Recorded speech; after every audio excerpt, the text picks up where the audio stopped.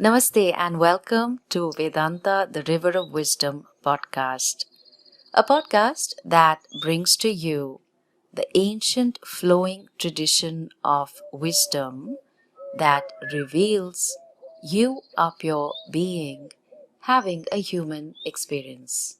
I am Swamini B, a Vedanta teacher and a Hindu monk, and your guide by the side. Let us flow, you and I, on the banks of the river of wisdom. Suppose you were to visualize yourself as a tree. It could be a mango tree, a eucalyptus tree, a pine tree, redwood tree, parijata, any tree. With your roots, tree trunk, branches, flowers and fruits. As a tree, your roots dig deep into the soil of Dharma, the universal network of nutrient values necessary for you to grow. The deeper and wider your roots go, the stronger is your rootedness and stability. The nutrients that you need are what your ancestors also needed. These nutrients that have stood the test of time are Sanatana Dharma. They have been the firm ground of all beings, helping them grow and thrive across ages. These are Satyam, truthfulness, Akrodha, absence of anger or appropriate expression of anger, Shaucham, cleanliness, Kshama, accommodation, Dhamma, mastery over the body, Tapas, religious disciplines, Swadhyaya, study of the scriptures, Dhritihi, fortitude, Daya, compassion, Arjavam, straightforwardness, Abhayam, freedom from fear, Sattvasam Shuddhihi, purity of mind, Danham Giving, Taga Renunciation, Apaishunam, absence of jealousy, Amanitvam, absence of pride, Adroha, absence of enmity. The seasons changed, the climate changed. As the tree of karma, your trunk relentlessly absorbed these different nutrients from the rich foundation of dharma and transported it to the branches of your karma, leading to fruits of your karma. Ahimsa. Like that time there was an argument between you and your colleague at work. You chose to resolve the argument by stating your position, inviting the other's position, looking at the big picture, speaking about the deliverables of the project. You did all of this through an amicable dialogue instead of blaming or shaming the other person. You nurtured the value of ahimsa. Satyam.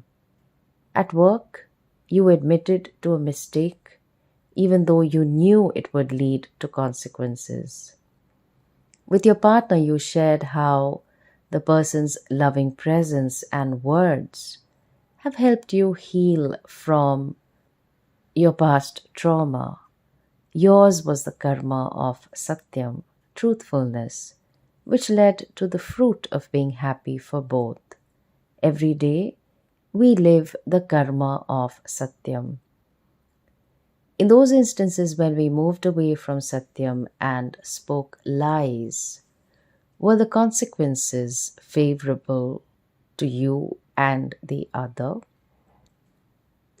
Akrodha, absence of anger or appropriate expression of anger. Your teenage son came home acting a bit weird. You later found that he had tried some weed. Although you remembered how you too had experimented with a lot of things in your teenage years, you were angry and worried in your mind. You resisted the urge to just blurt out things in your anger, thought through how you wanted to approach the subject and spoke to your son calmly and firmly. You explained the pulls and pushes of this age, the need to feel alive, and the pressure to be accepted by friends. You did not shame or insult him, which you had done in the past. You actually said that now that he had tried it, it was not such a big deal. He denied it initially, but was relieved to see your reaction. Yours was the karma of akrodha, not displaying anger inappropriately, which led to the fruit of both being happy. Every day we get the opportunity to practice akrodha, an appropriate expression of anger.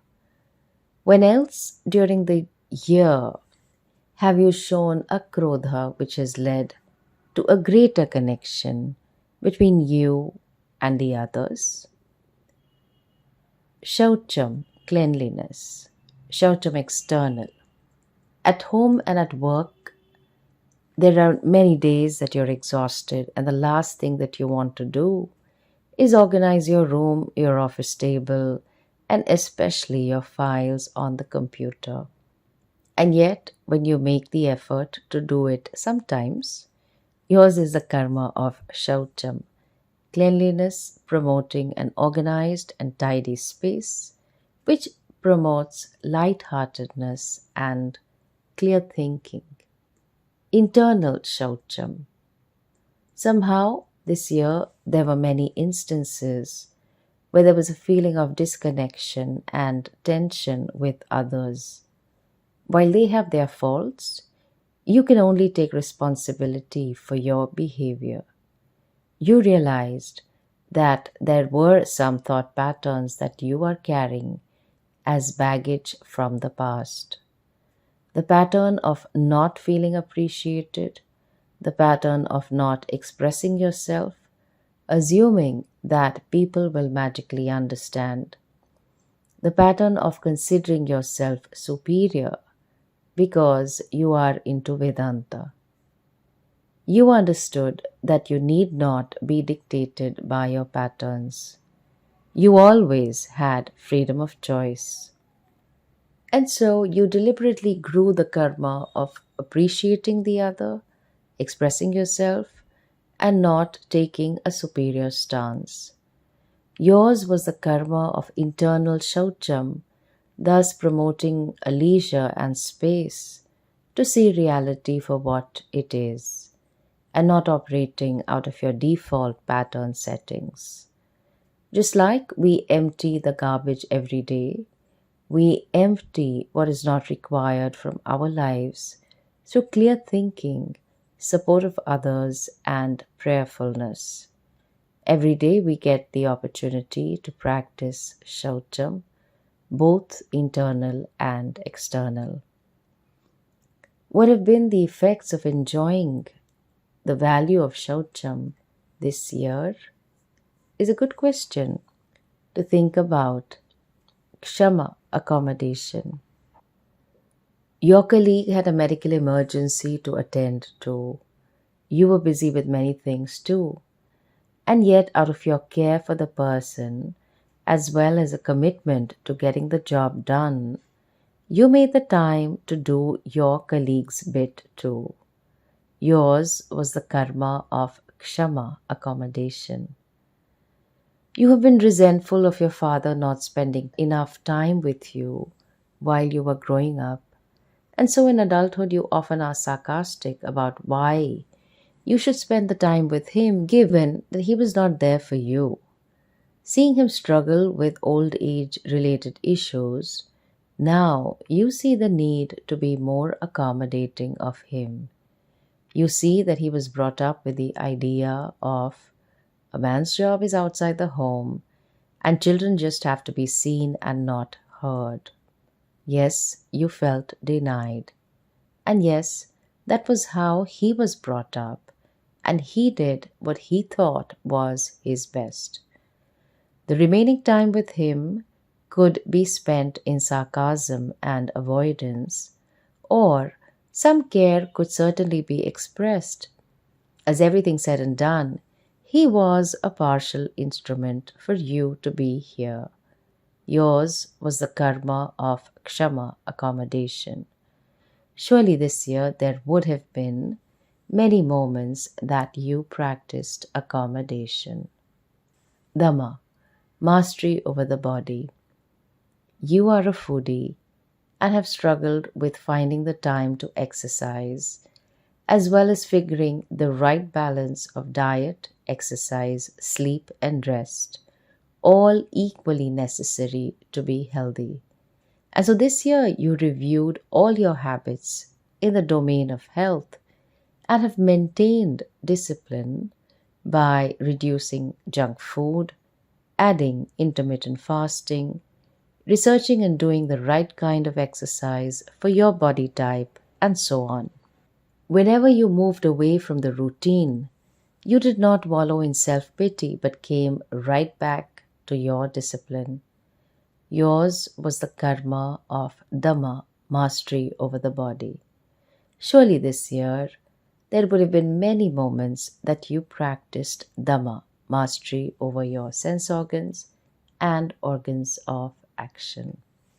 Tapas, religious disciplines. You heard your Vedanta friend speak of how she was benefited by doing japa. Inspired, you set a target of doing it a few thousand times just in time for a festival related to that particular devata. Somehow, all distractions happened in those days. Somehow you wondered if you really needed to do this. And yet you persisted in your japa, which has in time brought you much clarity of thought, blessings of unexpected events, and a recognition of an unflinching support from your devata. Yours was the karma of tapas, that is, religious disciplines of japa, puja, yajna, worship, vrata, fasting, and tirtha yatra, pilgrimages. These are yielding karma phala slowly and surely. Swadhyaya, study of scriptures. As busy as it is living the city life, you set aside time most weekends to show up for the Vedanta class because of a commitment you have made to yourself. You want to enjoy the fruits of knowledge of the limitless reality that the Upanishads proclaim about you. There were days that you felt like giving up, thinking that you were not making any progress. There were moments you felt embarrassed in discovering yet another thing about yourself that needed changing, and yet reveling in the fact that one is a manifestation of Bhagwan himself. Again and again, you look at yourself in the dazzling light of Vedanta. Yours was the karma of Swadhyaya, strangely yielding the karma phala of seeing yourself, the Atma, as neither a karta nor a bhokta, never the doer nor the experiencer. Dhritihi, fortitude. You persevered through a challenging project at work, maintaining a positive attitude even when faced with setbacks. You wanted to get married and were exhausted with the dating game or the arranged marriage scenario. One moment your hopes would be up, and the next your hopes would be dashed. And yet you persisted without giving up to finally find a compatible, loving partner in your life's journey. Yours was the karma of dhritihi, making you happy. Daya, compassion. Your friend had a messy divorce. You made the time to be there for him, babysit the daughter, schedule time for an evening out after work. Yours was the karma of daya, making you happy. There were many such moments of compassion towards the other, and most importantly, yourself in this year. You decided to be more kind, encouraging, and supportive to yourself. Arjavam, straightforwardness. Your team member had recently started to show exhaustion at work and was missing a lot of deadlines. While you asked several times about his health and family life, it all seemed okay. Later, on LinkedIn, through a casual conversation, you found out that he was holding a part time job with an overseas company. No wonder he was appearing tired to work. And so you communicated openly with your colleague about violating the terms and conditions of the contract that he had signed. You were not afraid of confrontation and pointed out in a straightforward way the consequences of his actions on his performance as well as the project deliverables. You did so without sugarcoating or shaming him. Yours was the karma of Arjavam, straightforwardness. Abhayam, freedom from fear. Some new project at work required upgrading your skills with AI tools. Without ruminating on the anxiety of how would I learn? What if I took too long? You kept aside your fear and tried to learn. As you learnt more, you were free from the fear. Yours was the karma of Abhayam, freedom from fear. Sattva Shuddhihi, purity of mind. Very often in the breakaway groups in extended family gatherings, there would be a bunch of people who would laugh raucously, gossiping about other relatives in the family and put them down. Earlier, you too would enjoy the gossip. It was not gossip, you were just exchanging information. This year, you politely excused yourself and avoided the gossip. When asked why you were being a spoilsport, you replied that by discussing their negativities, I found myself becoming negative. Whatever it is, they are family and there is something that I can learn from everyone. After you said this, there was awkwardness. As you moved away that time and still joined them in laughter in other discussions. You were happy to practice the karma of sattva samshuddhi in both personal and professional relationships. Danham Giving. This year you had kept aside 15% of your income and have chosen organizations and causes that are close to your heart. You contributed to their well-being without expecting recognition, and you do it because you are blessed to be able to do so. This year you extended that to volunteering your time, to also do seva to help with social media for your teacher. Giving makes you happy. Giving a thoughtful gift, a kind word, a thoughtful gesture, a giving of what you have, helping someone with a skill that you have, which the other person struggles with. Yours is the karma of Danam, giving. Taga Renunciation. You let go of some possession that was no longer needed. Perhaps some clothes, some jewelry, or your idea of comfort as you jostled through crowds to go on a Tirtha Yatra. Maybe you gave up the tight, rigid notion of yourself and hence could take some objective feedback. Maybe you gave up the identity of being the captain of your ship and allowed Bhagwan to be the captain following his lead. Yours was the karma of Tyaga that made you happy. In fact, happiest is the one who does not need any condition, external or internal, to make him Ananda, as he has discovered himself to be Ananda. There is a lovely analysis of Ananda of different divine beings in the Taittiriya Upanishad. Their changing Ananda is no match to the Swarupa Ananda, the intrinsic nature of the Shrotriya Akamahataha, one who has listened to the teaching in the Sampradaya and who is free from all binding desire. The beautiful refrain in Taittiriya Upanishad is Shrotriyasya cha kamahatasya apaishanam, absence of jealousy.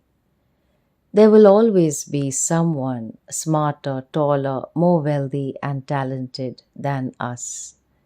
To feel jealous and miserable, we just have to look over our shoulders or gaze at some people's lives on social media. It is difficult to escape the trap of comparison. And yet, this year, you have exercised greater control over the use of social media scrolling by scheduling the app timer and reminding yourself that people's glories and achievements are the vibhuti, glory of Ishvara. No, this is not an escape. While the jealousy may still be there, now there is inspiration, wonder, and happiness at the glory of Ishvara, and the jealousy did not debilitate you. Adroha, absence of enmity. This year you built a cordial relationship with a sister-in-law whom you initially had conflicts with by finding common ground and fostering understanding. While you both will never be best friends, at least you will stop wasting your time, effort, and energy in building resentment and hurt. Yours is the karma of adroha, an absence of enmity and a state of peaceful coexistence. Amanitvam, absence of pride. There have been some significant milestones in learning and growth this year.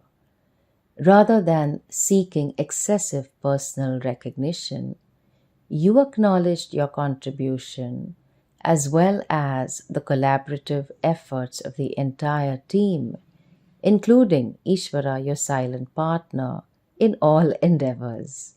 Yours was the karma of Amanitvam. So much karma done this year.